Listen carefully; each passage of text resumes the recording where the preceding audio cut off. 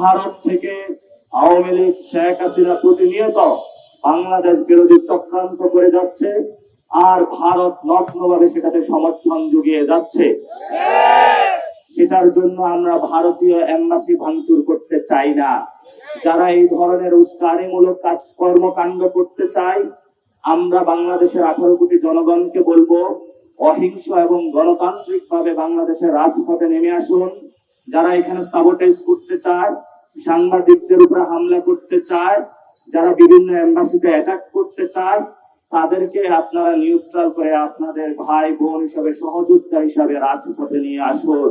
আমাদেরকে যেমন আবেগ দিয়ে কাজ করতে হবে, তেমনি ভাবে এটা ভুলে গেলে চলবে না।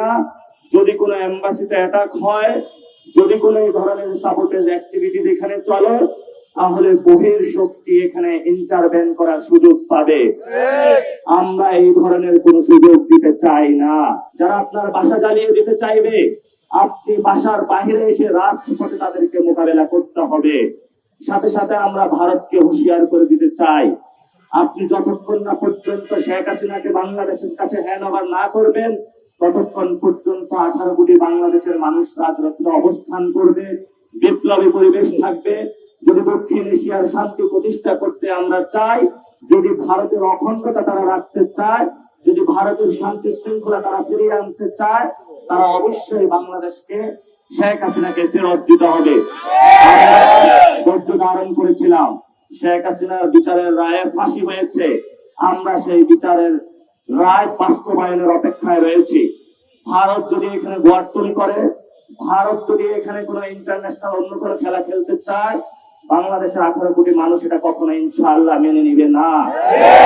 আমাদের 2000 ভাই শহীদ হয়েছে, গতকাল পুরো বাংলাদেশের রাজপথে স্লোগান হয়েছে, আমরা সবাই হাদি হব, আমরা সবাই শহীদ হব।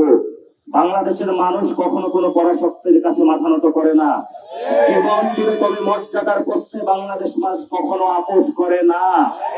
এটা এতদিনে ভারত সরকারের বোঝা উচিত ছিল, আশা করি তারা বুঝেছে।